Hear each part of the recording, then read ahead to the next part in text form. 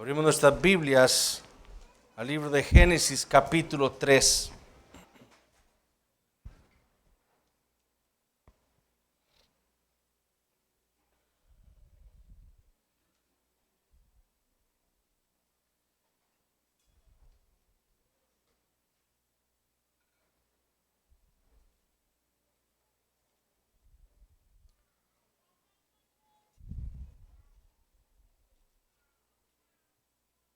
Versículo 8. Esta es la palabra del Señor.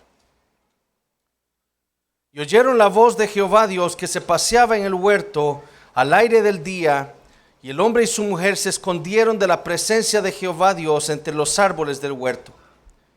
Mas Jehová Dios llamó al hombre y le dijo: ¿Dónde estás tú? Y él respondió: Oí tu voz en el huerto y tuve miedo porque estaba desnudo y me escondí. Y Dios le dijo: ¿Quién te enseñó que estabas desnudo? ¿Has comido del árbol que yo te mandé no comieses? Y el hombre respondió: La mujer que me diste por compañera me dio del árbol y yo comí. Entonces Jehová Dios dijo a la mujer: ¿Qué es lo que has hecho? Y dijo la mujer: La serpiente me engañó y comí.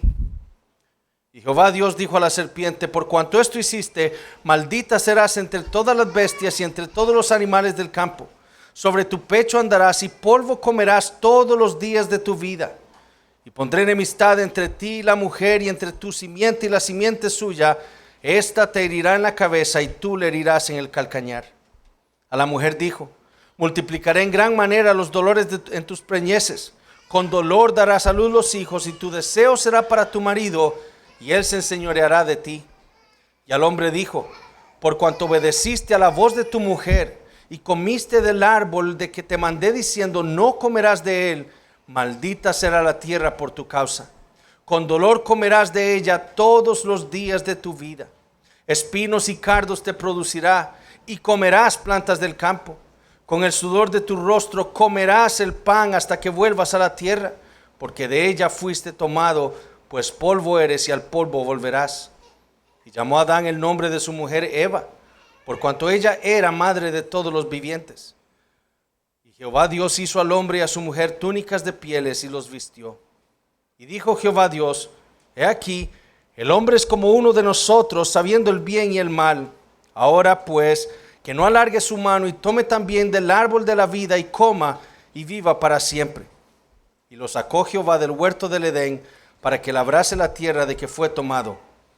Echó pues fuera al hombre y puso al oriente del huerto de Edén querubines y una espada encendida que se revolvía por todos lados para guardar el camino del árbol de la vida.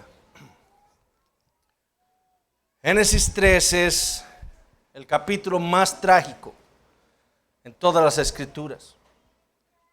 Uno lo lee y casi que no puede creer lo que allí nos ha dejado registrado el Señor. Porque realmente es algo sorprendente. Que el hombre lo haya perdido todo por una mentira.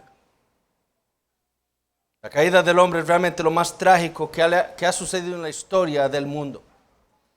Todo lo malo que ha ocurrido en el universo tiene su origen en Génesis capítulo 3. La muerte, el cáncer, la pobreza, los divorcios, los niños que nacen con algún defecto, los terremotos, la pérdida de los cultivos, la esterilidad, el machismo, el feminismo, la muerte de las estrellas, todo lo malo tiene su origen en lo que sucedió aquí en Génesis capítulo 3. Lo que una vez fue creado perfecto por el Señor fue corrompido por la rebeldía del hombre contra su Creador. Es por eso que lo que vemos después de que el hombre y la mujer comieron del fruto del árbol que Dios les había prohibido, es ver al Señor viniendo a ellos para enjuiciarlos y para pasar sentencia. Dios es santo. Por lo tanto, como dice la Escritura, Él no dará por inocente al culpable. Dios debe enjuiciar y castigar el pecado. Adán no solo había quebrantado ese mandamiento de Dios, de no comer del fruto del árbol de la ciencia del bien y del mal. Adán había quebrantado toda la ley moral de Dios. Esa ley que Dios había escrito en su corazón. Es que por eso era que Dios debía enjuiciarlo. Escuchen cómo lo explica Nick Matei, un bautista reformado de los Estados Unidos. La ley moral se resume en los 10 mandamientos dados en el monte Sinaí. Y cada uno de ellos fue roto en la caída cuando Adán transgredió y comió el fruto.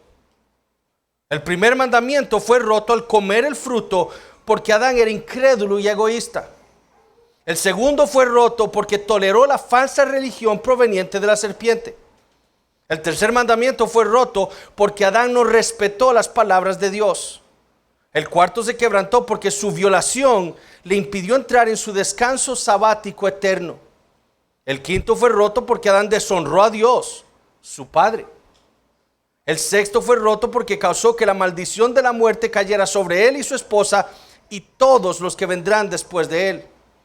El séptimo se rompió porque no protegió su matrimonio del daño y adulteró espiritualmente contra Dios.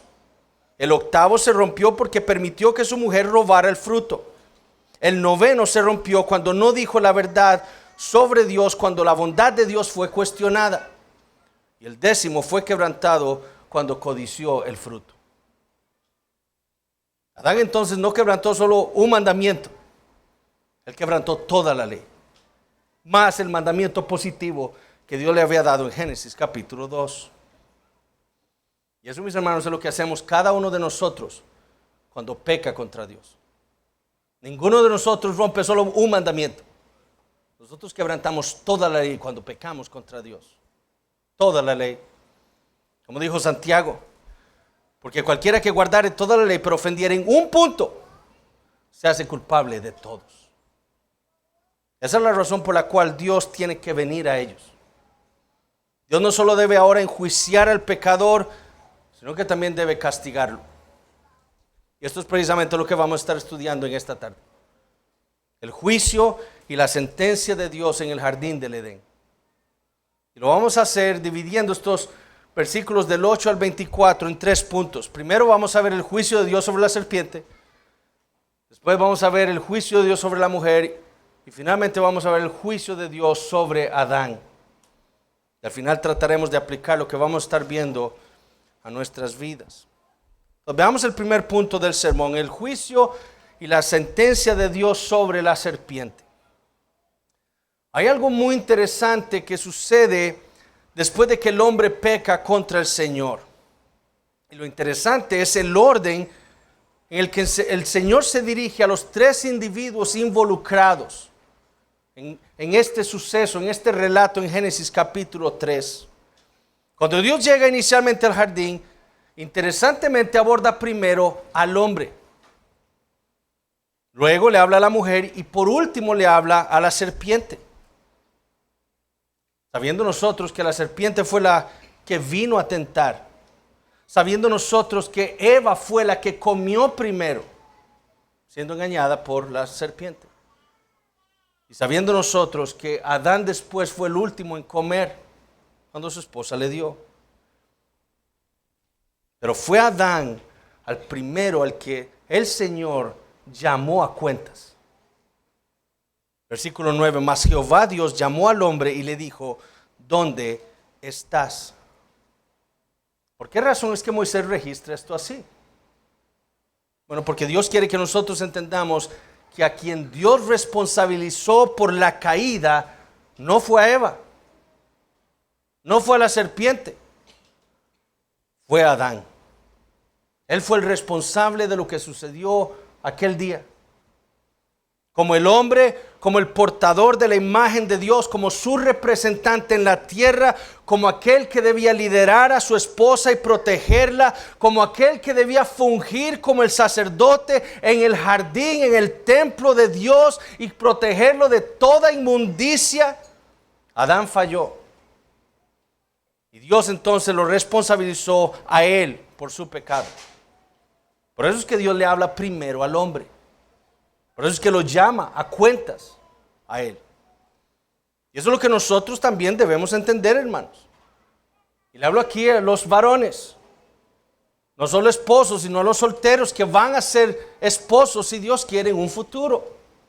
Y a los niños también, que están creciendo para convertirse en hombres. Si algo malo sucede en nuestros hogares, si algo malo sucede con nuestras esposas, si algo malo sucede con nuestros hijos, nosotros como esposos y padres, como cabezas de hogar, somos los responsables delante de Dios. Nosotros. Dios nos va a llamar a cuentas por la vida de nuestras esposas y nuestros hijos, aunque el pecado sea de ellos. ¿Por qué pecó su esposa? Es lo que Dios nos va a decir a nosotros. ¿Dónde estaba usted? ¿Qué estaba haciendo usted? ¿Por qué pecó su hijo? ¿Dónde estaba usted? ¿Qué ha estado haciendo usted con su hijo para que él pueda hacer esa cosa, ese pecado? Es nuestra responsabilidad, aunque ellos pequen. Ellos tengan su propia responsabilidad delante de Dios. Ahora nosotros vemos lo contrario cuando entonces Dios va a pasar juicio y sentencia. Lo que vemos después es que Dios primero ahora va a abordar a la serpiente, luego a la mujer y por último aborda al hombre cuando lo enjuicia y lo sentencia. ¿Y por qué este orden inverso? Primero cuando Dios va a enjuiciar, ¿qué es lo primero que hace? Habla el hombre, la mujer, la serpiente. Pero cuando va a enjuiciar, primero la serpiente, después la mujer y por último Adán. ¿Por qué es que lo hace así? Bueno, de nuevo, para enfatizar quién era el responsable de todo. ¿Por quién fue la tragedia que vemos en Génesis capítulo 3? Ahora, como el juez perfecto del universo, antes de hacer juicio, Dios tiene que recolectar la evidencia. Y es por eso que después de que el hombre le dice que él estaba escondido entre los árboles del huerto porque se vio desnudo, Dios le pregunta, ¿quién te enseñó que estabas desnudo? Y le dice, ¿has comido del árbol que yo te mandé no comieses? Como vimos el año pasado, con estas preguntas, Dios no está tratando de aprender algo que él no sepa. Dios no es un ignorante aquí, Él lo sabe todo. Él sabe todo lo que ha sucedido. No hay nada que haya estado oculto para Él. Entonces, no podemos nosotros entender estas preguntas como que Dios no sabía lo que había pasado. No, jamás. Dios es Dios. Él es el Todopoderoso, el Dios omnisciente. Él lo sabe todo.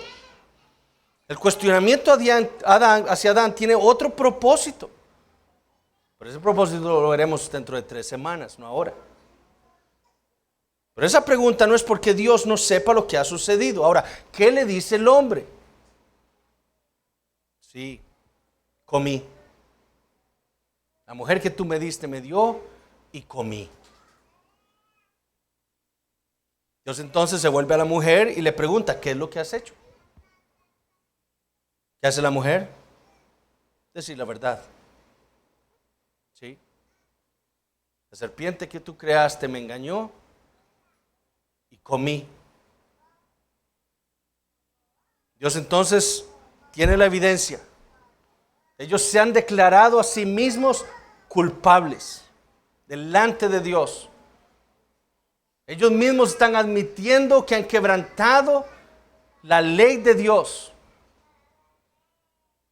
Todo ha sido claro, todo ha quedado delante de la mesa de Dios. El hombre comió, la mujer comió, la serpiente propició la caída. Y entonces, después de estos cuestionamientos al hombre y a la mujer, Dios se vuelve a la serpiente y notemos que Dios no le hace ninguna pregunta a la serpiente. Al hombre y a la mujer sí les pregunta, pero a la serpiente no. Dios no necesita pruebas. Él conoce quién es Satanás. Él conoce su corrupción. Y es por eso que solo tiene que volverse a Satanás y enjuiciarlo inmediatamente. ¿Y qué le dice? ¿Cuál es el juicio de Dios para la serpiente? Versículos 14 y 15.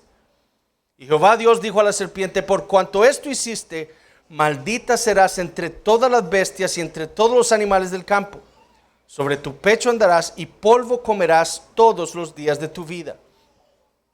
Y pondré enemistad entre ti y la mujer, y entre tu simiente y la simiente suya. Esta te herirá en la cabeza y tú le herirás en el calcañar. Dios ha encontrado entonces a la serpiente culpable. Y su sentencia la tenemos aquí en dos partes. Por un lado, primero Dios sentencia al instrumento que Satanás usó para tentar a la mujer. Dios le dice: maldita, tú serpiente serás entre todas las bestias y entre todos los animales del campo. Dios aquí le está hablando a la serpiente, no a Satanás. A la serpiente como el instrumento que usó Satanás. Aquella que era la más astuta entre todos los animales, Dios le dice ahora que por haber sido un instrumento de Satanás, será el animal más despreciable sobre toda la tierra. Aquella que fue el instrumento del enemigo para engañar a Eva, para que comiera del fruto, ahora ella misma comería polvo. Aquella que se levantó o se quiso levantar sobre el hombre y la mujer, ahora andaría sobre su pecho. Ahora, no debemos entender con estas palabras que las serpientes entonces fueron creadas inicialmente por Dios con piernas, o que caminaban derechas como los hombres. Esto es lenguaje simbólico. Estas son expresiones de humillación y subyugación. Andar sobre el pecho y comer el polvo son frases que la misma Biblia usa para hablar de alguien que ha sido humillado. Por ejemplo, en el Salmo 72, cuando se habla de los enemigos de Dios, dice esto el salmista en el Salmo 72:9. Ante él se postrarán los moradores del desierto y sus enemigos lamerán el polvo. ¿Por qué? ¿Qué es lo que está diciendo el salmista? Sus enemigos serán humillados, subyugados por el Señor. Lo mismo que le dice Dios a la serpiente. Para Calvino es interesante que esta maldición para él es la razón por la cual las serpientes son tan odiadas por los hombres. Hay algunos que han dicho que hay hombres, ¿verdad?, que les gustan las serpientes. Entonces, dicen que más bien ellos están andando en contra de la maldición de Dios contra las serpientes. Pues Satanás lo que quiere hacer es aquí engañar. Él quiso que la mujer se aliara con él. Y Dios entonces ahora, en esta segunda parte de su sentencia, le promete su destrucción. Esta segunda sentencia la vamos a ver con mucha mayor profundidad dentro de 3 semanas. Pero en el versículo 15, el Señor se dirige específicamente a Satanás y le promete su fracaso y destrucción. Cuando Satanás quiso que la mujer se aliara con él, Dios entonces le promete que más bien él va a poner enemistad entre Satanás y la mujer. Cuando Satanás quiso que los hijos de la mujer fueran suyos, más bien Dios le promete que la mujer tendrá hijos que serán enemigos de los hijos de Satanás. Cuando Satanás pensó que había logrado su cometido al hacer caer al hombre y a la mujer, Dios más bien le promete a él su destrucción. Esta, hablando de esa simiente de la mujer, te herirá en la cabeza. Y esto de nuevo es una declaración de esa total destrucción que sufriría Satanás un día. De manera simbólica, al decir Dios que esta simiente de la mujer aplastaría la cabeza de Satanás, de la serpiente, Dios le estaba diciendo: un día tú serás completamente destruido. Ahora veamos el juicio y la sentencia de Dios sobre la mujer. El juicio no termina ahí, hay más culpables. Y la siguiente en el estrado es la mujer. La siguiente que sigue para escuchar su sentencia y el juicio de Dios sobre ella es la mujer. A la mujer dijo: multiplicaré en gran manera los dolores en tus preñeces, con dolor darás a luz los hijos, y tu deseo será para tu marido, y él se enseñoreará de ti. La maldición de Dios a la mujer afectaría sus dos principales roles: el dar a luz o los hijos, la maternidad, o su relación con su esposo. Por haberse dejado engañar, por haber escuchado la voz de la serpiente, por no haber buscado el consejo de su esposo, Dios la maldice a ella con una maternidad primeramente dolorosa. Ese término que usa Moisés ahí no solo habla de dolor físico, sino también dolor emocional. Que debió haber sido un tiempo de gozo, 9 meses de gozo para la mujer. Ahora sería un tiempo de dolor físico y emocional. Dolores de espalda, hinchazón, problemas para dormir, varices, cansancio, esposos, cambios temperamentales. Todo eso es lo que vive la mujer en su maternidad por causa de la caída del hombre en su pecado. Dolores que ni una medicina moderna puede aliviar completamente. La segunda parte de la maldición de Dios sobre la mujer corresponde a su relación con su esposo. Le dice, y tu deseo será para tu marido y él se enseñoreará de ti. Ahora, esa frase es un poco difícil de entender. ¿Qué significa que el deseo de la mujer será para su marido? Bueno, hay varias interpretaciones. Algunos dicen que esto pudiera ser que Dios le está diciendo a la mujer que su deseo sexual será por su esposo y que será un deseo tan grande que ella entonces va a aceptar como resultado de la unión sexual una concepción. Otros dicen que esa frase significa que el deseo de la mujer por su esposo será tan grande que ella estaría dispuesta a someterse a un liderazgo tiránico de parte de su esposo. Sin embargo, nosotros entendiendo ese principio de la reforma, ese principio de interpretación que la Biblia interpreta la Biblia, nosotros debemos saber que Moisés usa la misma frase un capítulo después. Esa misma frase, tu deseo será para tu marido o tu deseo será para algo, pero ese algo se enseñoreará de ti. Moisés la usa un capítulo después. Cuando Moisés deja registrada la conversación de Dios con Caín. Escuchen lo que dice o lo que le dijo Dios a Caín en Génesis 4:7. Si bien hicieres, ¿no serás enaltecido? Y si no hicieres bien, el pecado está a la puerta. Con todo esto, a ti será su deseo, o literalmente el deseo del pecado será para ti, y tú te enseñorearás de él. Lo que Dios le estaba diciendo a Caín es que tuviera cuidado, que fuera precavido. El pecado lo que deseaba era dominarlo a él. Pero el deber de Caín era más bien enseñorearse del pecado. Bueno, eso es precisamente lo mismo que le está diciendo Dios aquí a la mujer en Génesis 3:16. La maldición que tú vas a sufrir, tu castigo será esta. Tú querrás dominar a tu esposo, tú querrás ser la cabeza de tu hogar, tú querrás ser el que gobierna en tu casa, pero lo que vas a sufrir será el duro dominio del hombre sobre ti. Lo que nos debe quedar claro es que la sujeción a su esposo no es la maldición de Dios para la mujer o el castigo de Dios para la mujer. Por naturaleza la mujer debe sujetarse a su marido. Así fue como Dios lo creó.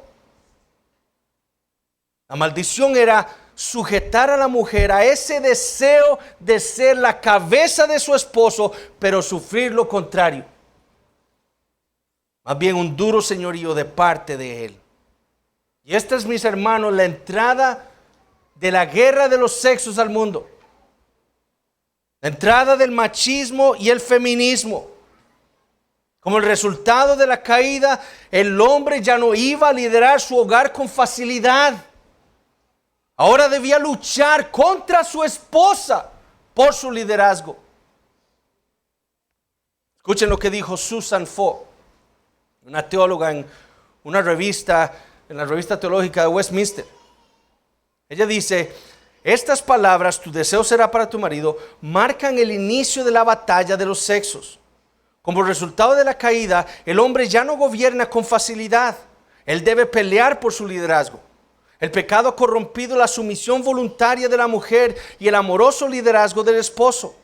El deseo de la mujer será controlar a su marido, usurpar el liderazgo dado por Dios, y él debe enseñorearse de ella si puede. Así que la regla de amor fundada en el paraíso es reemplazada por la lucha, la tiranía y el dominio. Hermanos, ¿no es esto lo que experimentamos muchas veces en nuestros propios matrimonios? El origen de eso es el pecado del hombre. La tragedia más grande que hemos vivido en la historia de la humanidad. La corrupción de los roles en el matrimonio. Finalmente veamos el juicio y la sentencia de Dios sobre el hombre. Como responsable de la caída, no solo Adán es llamado de último para enfatizar que él ha sido el responsable, sino que su sentencia es más amplia que para la mujer y para la serpiente.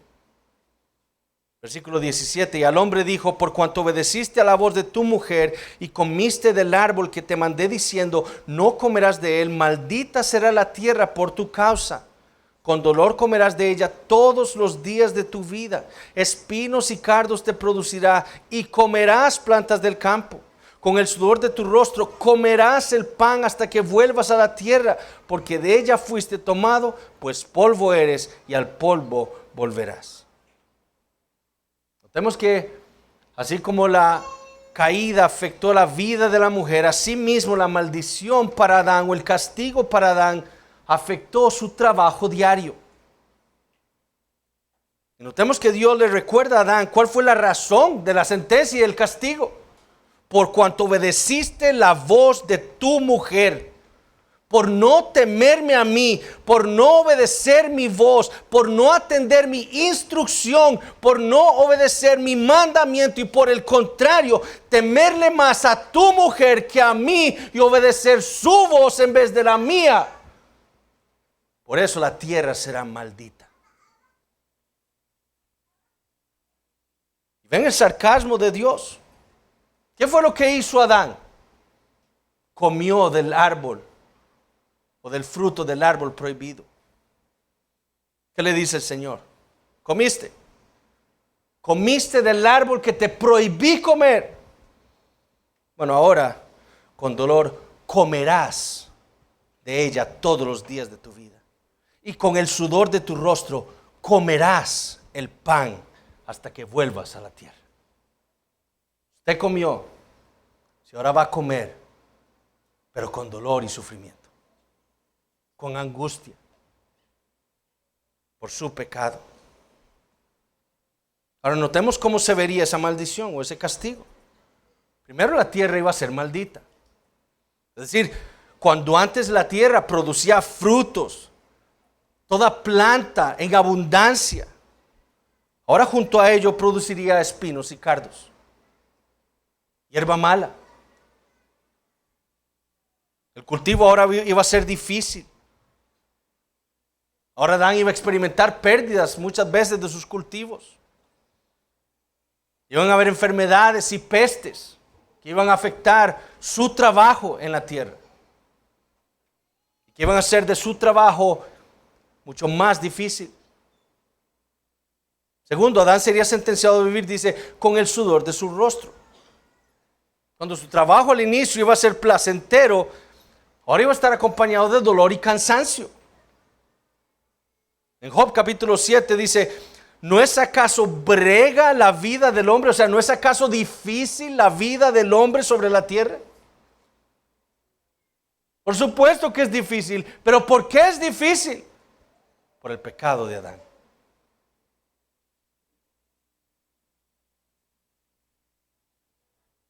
La vida del hombre es difícil en la tierra como consecuencia del castigo de Dios por el pecado de nuestro padre Adán.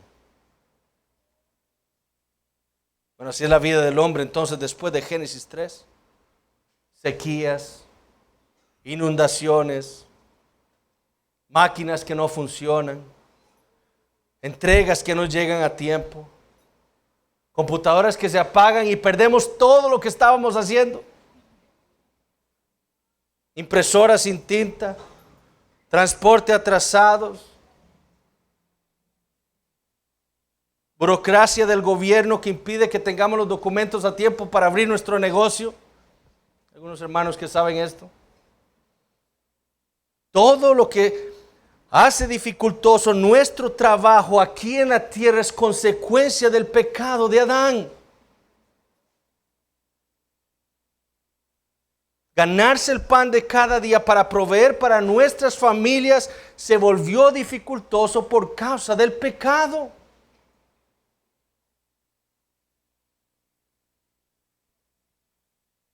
Y tercero, el fin de toda esta vida dificultosa llega únicamente con la muerte. Mientras nosotros vivamos, vamos a sufrir las consecuencias del pecado de Adán. Con el sudor de tu rostro comerás el pan hasta que vuelvas a la tierra, porque de ella fuiste tomado, pues polvo eres y al polvo volverás.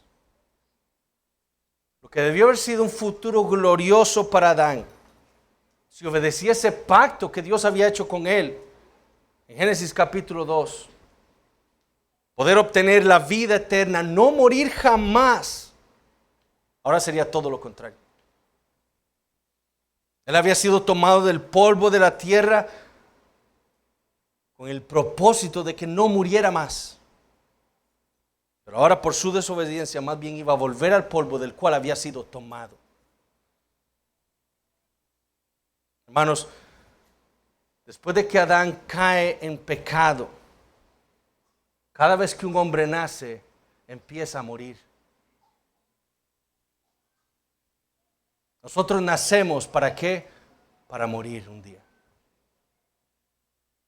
Ese no era el propósito de Dios, pero sería el castigo de Dios para el hombre por su pecado. En lugar de tener una vida de gloria, lo que le espera a todos los hombres que provienen de Adán y Eva es la muerte. Ahora, la sentencia de Dios sobre el hombre y la mujer no había acabado allí. El hombre y la mujer ahora, habiendo transgredido el mandamiento de Dios, se habían corrompido. Espiritualmente se habían corrompido y eran ahora pecadores. Y estaban en el templo de Dios, ahí en el jardín del Edén, donde Dios los había puesto para adorarle, para tener comunión con Él. Algo más entonces debía hacerse. Versículos 22 al 24. Y dijo Jehová Dios: he aquí el hombre es como uno de nosotros, sabiendo el bien y el mal. Ahora pues que no alargue su mano y tome también del árbol de la vida y coma y viva para siempre. Y lo sacó Jehová del huerto de Edén para que labrase la tierra de que fue tomado. Echó pues fuera al hombre y puso al oriente del huerto de Edén querubines y una espada encendida que se revolvía por todos lados para guardar el camino del árbol de la vida. El templo de Dios debía mantenerse santo, limpio de toda contaminación, libre de toda corrupción. Para eso fue que Dios puso a Adán allí. Para eso fue que le dio esa comisión como su sacerdote en su templo, ahí en el jardín del Edén. Esta debió haber sido su labor como el sacerdote de Dios, pero por haber fallado y haberse corrompido, es Dios ahora quien tiene que limpiar su templo. Y lo hace expulsando al hombre y a la mujer fuera de allí. Y notemos esta conversación intratrinitaria. He aquí el hombre es como uno de nosotros, sabiendo el bien y el mal. De nuevo, aquí Dios no está hablando con ángeles ni con ninguna otra criatura. Este no es un consejo, la corte celestial. Este es el Dios Trino teniendo una conversación.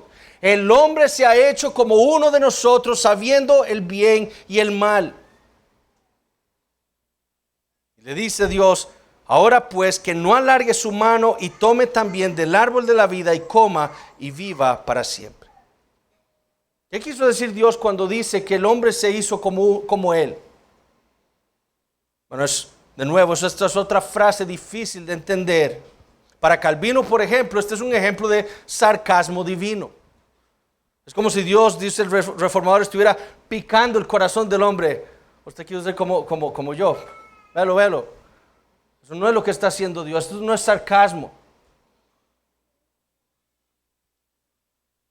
La serpiente quería engañar al hombre y a la mujer, haciéndoles pensar que si ellos comían del fruto del árbol prohibido, ellos realmente llegarían a ser independientes de Dios, autónomos. Ese fue el engaño de la serpiente. Pero lo que Dios le está diciendo aquí es que el hombre y la mujer habían logrado cierta autonomía con su pecado. Es decir, ellos ahora buscarían intencionalmente vivir sus vidas sin Dios, no entendiendo que más bien ellos nunca serían independientes de Él. ¿Qué es lo que tiene que hacer el Señor entonces? Expulsarlos. En esa condición no solo estaban contaminando el templo de Dios, sino que también podían tener el atrevimiento de tomar ahora en su rebeldía del árbol de la vida, lo cual significaría una verdadera sentencia de muerte para toda la raza humana. Imagínense vivir en pecado para siempre. Esta expulsión entonces, como veremos dentro de 3 semanas, es parte de la gracia divina hacia el hombre. No permitirles tomar del árbol de la vida, porque ahí si no estaría totalmente condenado. Es la misericordia de Dios lo que hace que también expulse al hombre del jardín del Edén. Y notemos que no dice que el hombre salió por su propia voluntad. Eso no es lo que dice Moisés. De hecho, Moisés usa primero ese término sacar. Dios lo sacó del jardín. No fue el hombre quien salió. No fue Dios diciéndole, te invito a que salgas mejor. No dice, Dios lo sacó del jardín. Y el segundo término es mucho más fuerte en el original. Se traduce, Dios los echó. Y ese término lo encontramos frecuentemente en el Antiguo Testamento cuando Dios le ordena a Israel echar de la tierra prometida a los cananeos, a los paganos, a los idólatras, aquellos que pueden contaminar la tierra prometida. Échenlos fuera. Es el mismo término. No permitan que vivan aquí con ustedes. Bueno, es el término que Moisés usa para decir lo que Dios hizo con Adán y Eva. Dios los echó.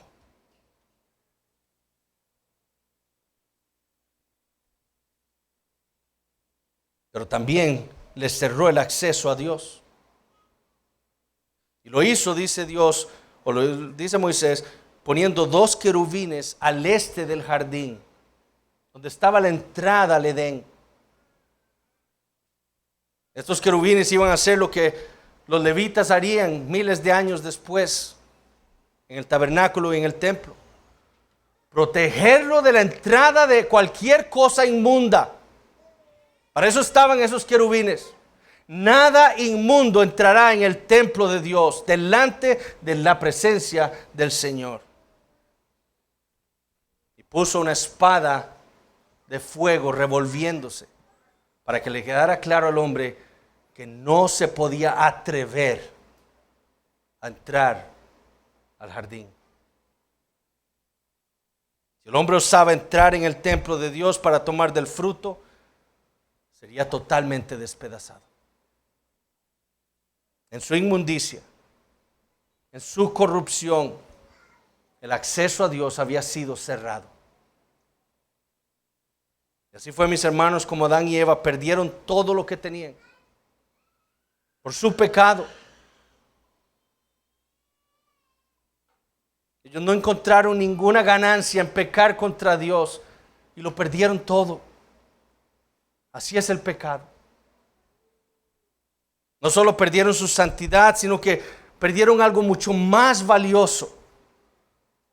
Esa comunión libre con su Dios, con su Creador. paraíso se perdió. O al menos es lo que pareciera. Porque la Biblia, el resto de la Biblia nos va a decir a nosotros cómo es que ese paraíso fue recuperado por nuestro Señor Jesucristo, el segundo Adán. Y lo hizo Él mismo,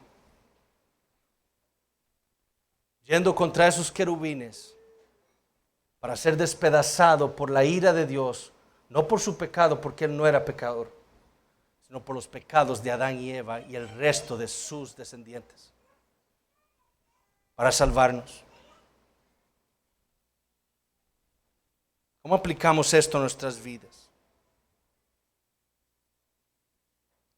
Realmente es un pasaje bastante difícil de aceptar, de digerir.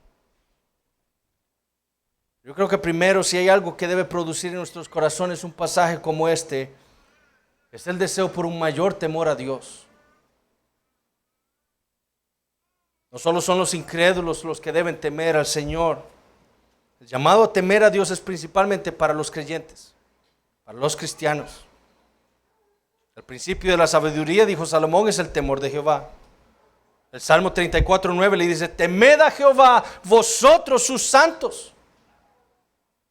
Josué 4:24 dice: porque Jehová vuestro Dios secó las aguas del Jordán delante de vosotros, hasta que habíais pasado a la manera que Jehová vuestro Dios lo había hecho en el mar Rojo, el cual secó delante de nosotros hasta que pasamos, para que todos los pueblos de la tierra conozcan que la mano de Jehová es poderosa, para que temáis a Jehová vuestro Dios todos los días.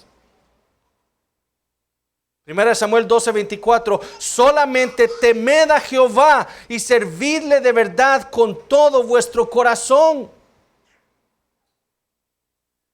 Hebreos 10:30 y 31, pues conocemos al que dijo: mía es la venganza, yo daré el pago, dice el Señor. Y otra vez, el Señor juzgará a su pueblo. Horrenda cosa, dice el autor de los Hebreos, es caer en manos del Dios vivo. Hebreos 12:28 y 29.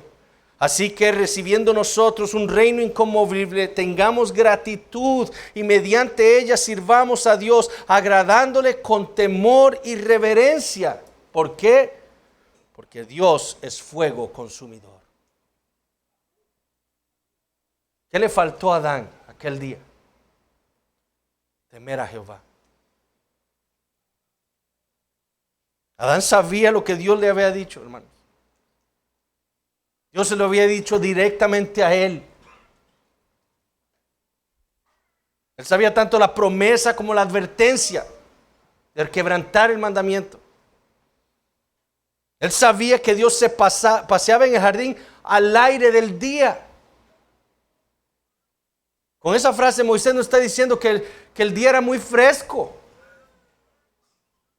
No está dando a entender una hora específica del día. Lo que Moisés está diciendo es que Dios venía a Adán como era habitual para él hacer.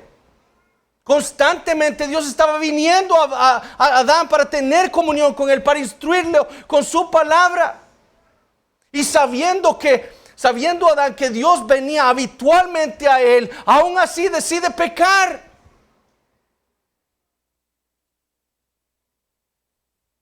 En lugar de obedecer, hizo todo lo contrario. Y lo que aprendió muy tarde fue que Dios era todo lo que Satanás había negado que Dios era. Dios es verdad. Él no miente cuando dice algo en su palabra. Él no miente cuando dice que la fornicación es pecado y es algo terrible. Él no miente cuando le dice a la mujer que debe sujetarse a su marido, porque cuando ella es insujeta a su marido es algo terrible para la vida familiar. Él no miente cuando le dice a su esposo que debe dar su vida por su familia, trabajando, esforzándose por instruirlos en la palabra de Dios, por traerlos a una iglesia bíblica, porque Dios sabe que eso es lo mejor para ellos. Dios es verdad. Dios es santo. No puede tener comunión con la maldad, con el pecado. En Él no hay tinieblas. Y Dios es fiel a su palabra. Cuando Él dice que va a castigar al pecador, eso es precisamente lo que Él va a hacer. Puede que en su paciencia retrase el castigo, pero Él va a castigar al pecador. Sobre todas las cosas, solo Dios es Dios. Recuerden lo que Satanás quiso hacerle creer a Adán y Eva, que ellos pueden ser como Dios. Dos dioses más. No solo Dios es Dios. Él lo ve todo, Él lo sabe todo. No hay nada oculto delante de la presencia de Dios. Y por su falta de temor a Dios, Adán pecó contra su Creador y recibió el castigo. Esa es la razón por la cual la Biblia le hace ese llamado a nosotros los creyentes, a temer a Dios. Hermanos, con Dios no se juega. Él nos ha revelado cómo es que Él quiere que nosotros vivamos en su palabra. Y nuestro deber como creyentes, como aquellos que han sido redimidos del mundo, es obedecer su voz. No hay otra opción. Obedecemos o pecamos, pero no hay más opción. El problema es que si el temor a Dios no aumenta en nuestros corazones, vamos a vivir vidas sin piedad. Olvidaremos que fuimos rescatados por Dios para vivir vidas santas, apartadas del mundo, apartadas de la vanidad, para vivir vidas rectas, para andar piadosamente. Por eso, hermanos, es que necesitamos pedirle al Señor que aumente su temor en nuestro corazón, para amarle a Él con todo nuestro ser y obedecer su palabra.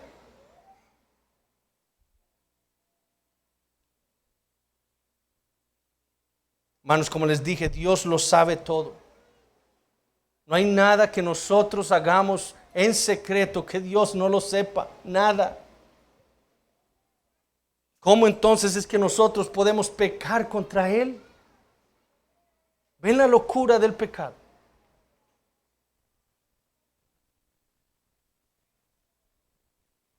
Si sabemos que Dios es santo y justo, que Él no dará por inocente al culpable, ¿cómo tenemos la temeridad de coquetear con el pecado? ¿Cómo tenemos la temeridad de buscar el mal? Solo si no tenemos temor a Dios. Si hay alguien aquí que esté coqueteando con el pecado, alguien que esté viviendo una vida secreta, debe entender esto: Dios todo lo sabe.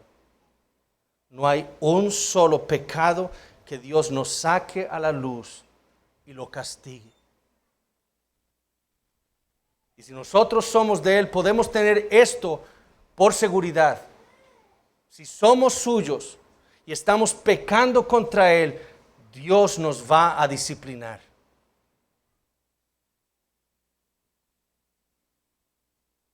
Eso es lo que este pasaje en Génesis 3 nos debe enseñar. Temamos entonces al Señor. No juguemos al cristianismo. Dejemos de coquetear con el pecado. Hermanos, las redes sociales son un peligro. El mundo es un peligro. Amistades del mundo son un peligro para nuestras almas.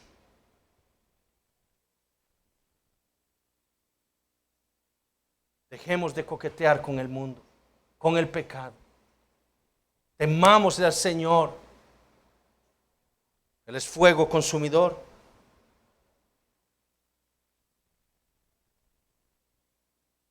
Lo segundo es que un pasaje como este nos muestra a nosotros la justificación de la disciplina de la iglesia. Dios es santo y su templo en la tierra debe ser santo. Ahí era donde Dios tenía comunión con el hombre. Por eso cuando el hombre peca, Dios lo tiene que echar. En el templo de Dios no puede haber cosa inmunda, porque Dios es santo y Él está ahí. Bueno, la iglesia nos dice en el Nuevo Testamento, es ahora el templo de Dios. Y si Dios es santo, su iglesia debe ser santa. Sed santos porque yo soy santo, dice Pedro, repitiendo las palabras de Moisés en el Antiguo Testamento.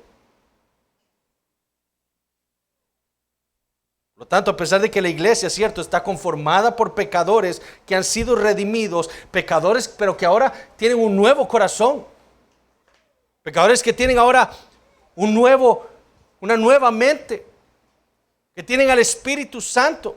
Pero si uno de los miembros de la iglesia peca, la iglesia debe aplicar aquello que el Señor le dio para mantenerla santa, que es la disciplina eclesiástica. Si la iglesia es el templo de Dios, entonces las armas que Dios le dio para que la iglesia sea santa es la disciplina. Que no solo es la disciplina correctiva, es también la disciplina instructiva. La predicación. Una iglesia que no predica es una iglesia que no está disciplinando adecuadamente a sus miembros. Y una iglesia que no corrige el pecado es una iglesia que tampoco está aplicando correctamente la disciplina de la iglesia. El Señor enseñó la disciplina en Mateo 18, los apóstoles la aplicaron en todas las iglesias del Nuevo Testamento. El razonamiento es eso, porque Dios es santo, la iglesia debe ser santa y por lo tanto nosotros como iglesia local no podemos tolerar el pecado entre nosotros.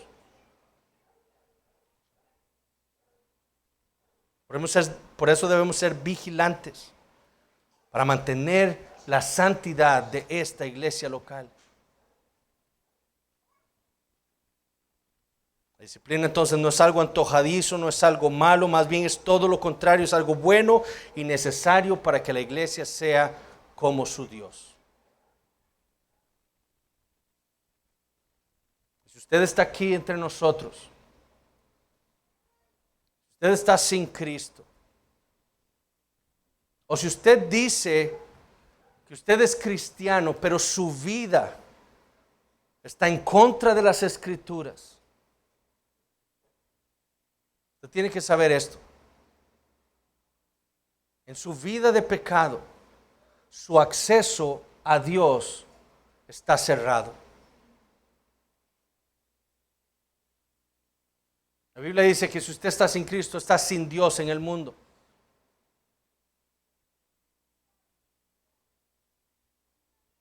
Y ahí sus problemas. Usted ha roto con Adán el pacto que Dios hizo con él en Génesis capítulo 2. Romanos 5 dice que en Adán todos morimos, porque en Adán todos heredamos ese pecado. Y su vida, una vida vivida para usted, para sus deseos, no para Dios y para obedecerle a Él, es evidencia de que usted está bajo la misma condenación, el mismo castigo de Adán, separado de Dios. Por eso que el Nuevo Testamento le ofrece esta esperanza al pecador, al Señor Jesucristo. Como les dije, fue Él quien en una manera fue despedazado por esa santidad de Dios, por los pecados de su pueblo, por los pecados de aquellos que creerían en Él, que le entregarían su vida a Él. Fue Él quien por el velo de su carne, dice Hebreos capítulo 10, abrió el camino para que su pueblo pudiera entrar con toda confianza delante de la presencia de Dios.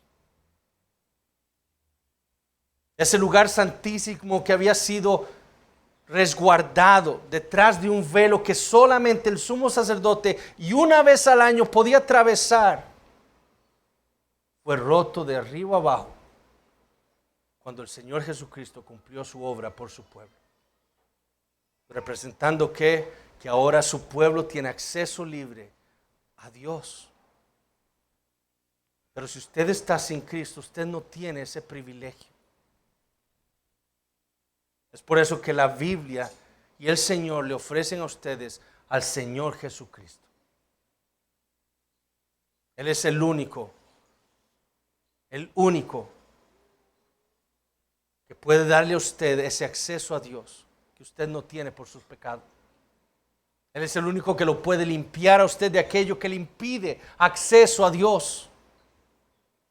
Él es el único que le puede proveer la justicia que usted necesita para presentarse perfecto delante de Dios, inocente. Pero usted debe creer en Él. Debe entregarle su vida a Él.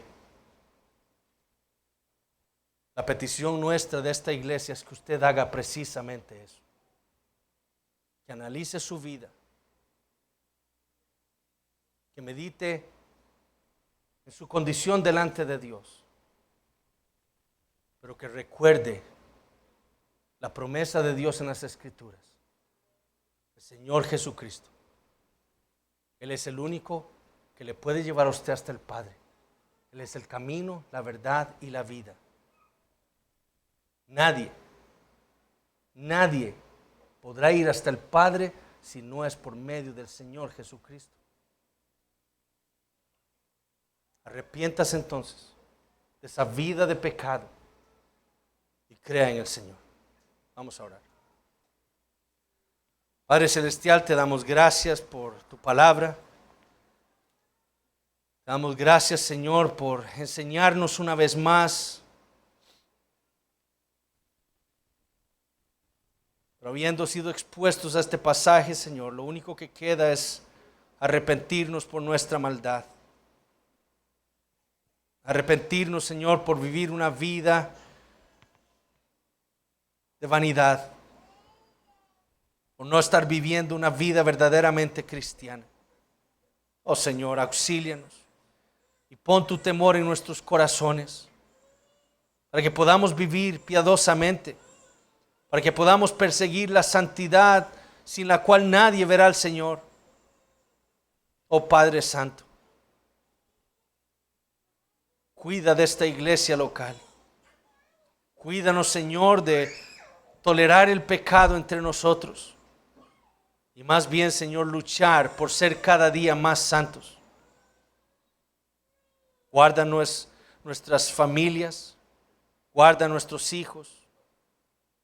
Y te pedimos por aquellos, Señor, que están aquí el día de hoy, que no conocen al Señor. Padre, ten misericordia de ellos. Que hoy conozcan a aquel que abrió el camino para dar acceso a tu pueblo, a tu presencia. Bendícenos siempre. En el nombre de Jesús oramos. Amén.